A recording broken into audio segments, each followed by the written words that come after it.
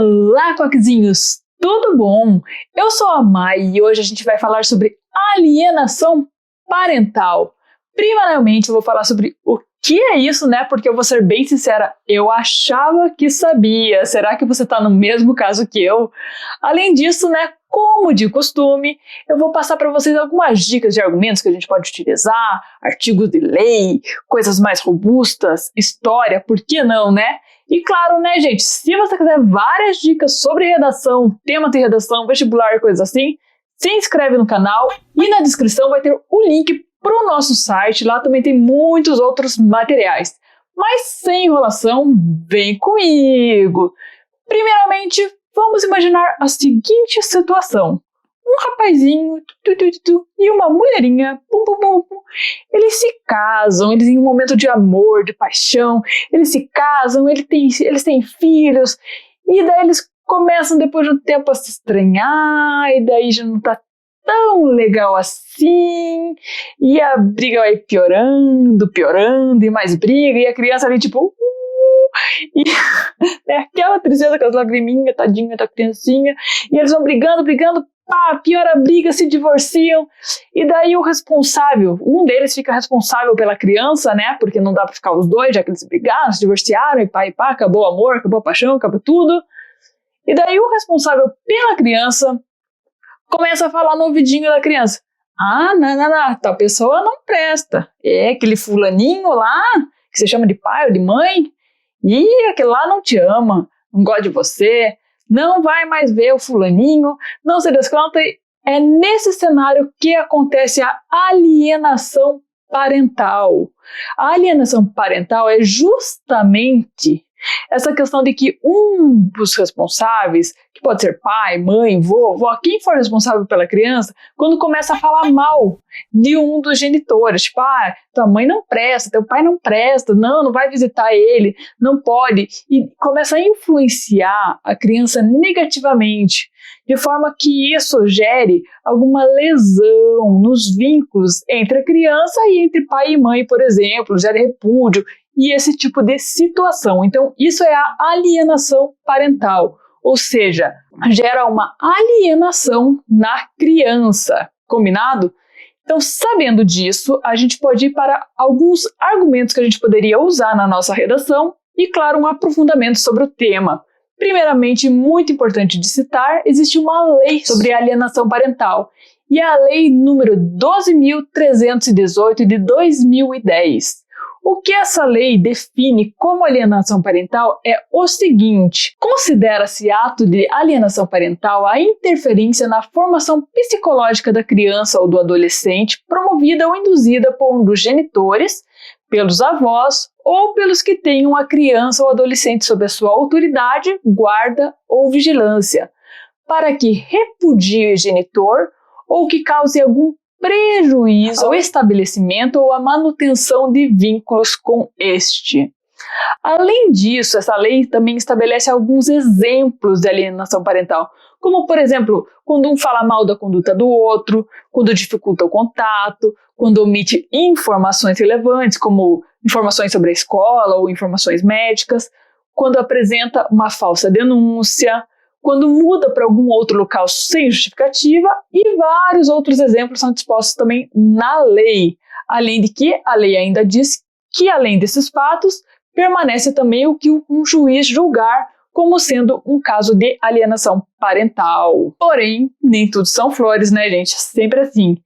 E nesse sentido, existem algumas pessoas, algumas vertentes, que elas reclamam sobre essa lei, a forma como ela é feita, a forma como ela foi criada, aplicada e tudo mais.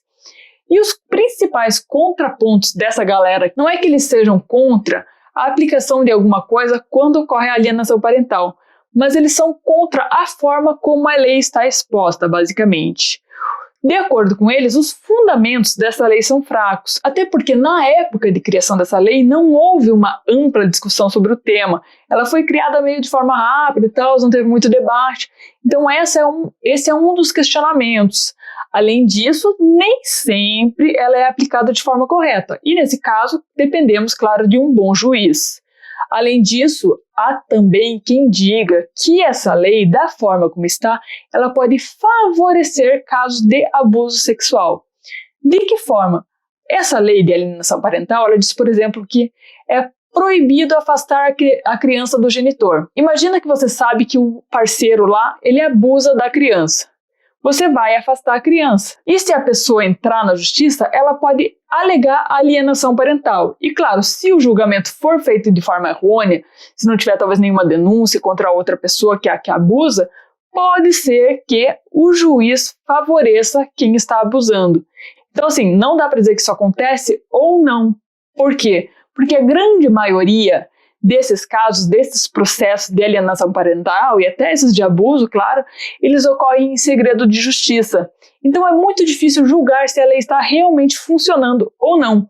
Porém, é importante a gente saber que existem alguns contrapontos sobre a forma como a lei atua hoje, beleza? Bom, mas se a gente não quiser ficar só nessa troço de lei e tal, porque a legislação é chato e não sei das quantas, a gente pode usar outros argumentos na nossa redação. Como, por exemplo, a roda dos expostos. Você já ouviu falar disso? A roda dos expostos, ela era normalmente um dispositivo de madeira, normalmente, e que ele ficava aberto para o lado da rua em instituições de caridade. Tinha um buraco de mais ou menos uns 50 centímetros, e quando a pessoa não queria, por exemplo, eu não me sinto em condições de criar esse bebê, a pessoa ia lá e anonimamente colocava o bebê, girava a roda, muitas vezes tocava até um sininho lá dentro da instituição de caridade, e eles sabiam que tinha chego uma nova criança. E essa instituição, ela acolhia a criança, criava, enfim, deixava de ser da pessoa que levou lá a criança. Essa roda dos expostos, ela era bem comum antigamente. E aqui no Brasil, a primeira foi construída em 1726, na Bahia. E só para vocês terem uma ideia do funcionamento desse negócio, na Santa Casa Paulista, entre 1825 e 1950, havia uma roda dos expostos por lá. E somente essa roda dos expostos, em seus pouco mais de 100 anos de existência, recebeu 4.696 crianças. Ou seja, com certeza, em outros lugares, em todo o Brasil, em todo o mundo, esse tipo de dispositivo acabou recebendo muitas crianças.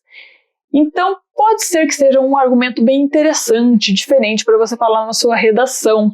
Até porque, se você quiser relacionar bem certinho com a alienação parental, você pode falar, por exemplo, da seguinte forma, que a alienação parental ela é muitas vezes um desequilíbrio dos próprios pais da criança, é uma briga entre eles, muitas vezes tudo mais, e dessa forma eles geram uma infância abandonada, mesmo estando presentes. E nesse sentido, se for infância abandonada por infância abandonada, a roda dos expostos talvez fizesse um bom trabalho. Não sabemos, claro que tem casos e casos, mas pode ser uma relação interessante a ser feita. E é claro, né, gente, sempre bom trazer dados. Como eu disse, sobre a alienação parental em si, nós não temos tantos dados, até porque os processos correm em segredo de justiça. Porém, nós temos muitos dados socioeconômicos que podemos utilizar, que estão todos no site do IBGE e tal, é só vocês darem uma procurada. E claro, né, gente, se quiser bem certinho a fonte de tudo que eu tô falando aqui, quiserem mais materiais de pesquisa, entra no site do Quack, vou deixar o link para um artigo que tá escrito, gente. Tudo que eu falei aqui está escritinho, bonitinho, com mais argumentos, com mais citações, com fonte de tudo que eu citei, para ninguém ficar triste, beleza? Qualquer coisa entra lá na descrição. Mas continuando, o IBGE tem vários dados sociais que nós podemos utilizar, como por exemplo, em 2018 as crianças representavam 17% da população brasileira. Além disso, 50,9% eram meninos e 49,1% dessas crianças eram meninas. Outro dado também de 2018, que 83,5% das crianças viviam em áreas urbanas e 16,5% em áreas rurais. E outros dados que vocês podem falar também sobre as crianças é que 49,8% das crianças do Brasil eram pardas em 2018, 42,4% brancas, 6,9% pretas e apenas 0,9% eram amarelas ou indígenas. E para completar os nossos dados, alguns dados sobre homens, mulheres, casamento e tudo mais. Por exemplo, em 2016, de acordo com o IBGE, as mulheres gastaram em média 18,1 horas por semana cuidando de atividades domésticas ou pessoas. Os homens, por sua vez, levaram em média 10,5 horas semanais nessas atividades. E para a gente finalizar os nossos dados, 35,6% das mulheres entre 20 e 24 anos disseram estar casadas ou em uma união antes dos 18 anos. Isso em 2016. Ou seja, reforça o quanto ocorre esse casamento, essa união precoce. E para a gente finalizar o nosso vídeo, eu trouxe a frase aqui de um amiguinho nosso que vai fazer eu treinar o meu francês, Antoine Saint-Exupéry, que é o autor de O Pequeno Príncipe, e este amiguinho, ele diz esta frase: todas as pessoas grandes foram um dia crianças, mas poucas se lembram disso. E com isso eu finalizo o meu vídeo. Eu espero que vocês tenham gostado, que vocês tenham gostado de todos os materiais do Quack. Claro, se inscreve se gostar, curte, visite o nosso blog porque tem muito conteúdo legal sendo postado lá, não somente sobre redação, mas algumas coisas sobre matemática, algumas coisas, sei lá, sobre pandemias, sobre vários outros temas. E claro, né, gente, Quack é 100% gratuito. O nosso principal objetivo é trazer sempre conteúdo gratuito e de qualidade. Então corre lá para o nosso site, se inscreve e bora estudar. Obrigada, gente!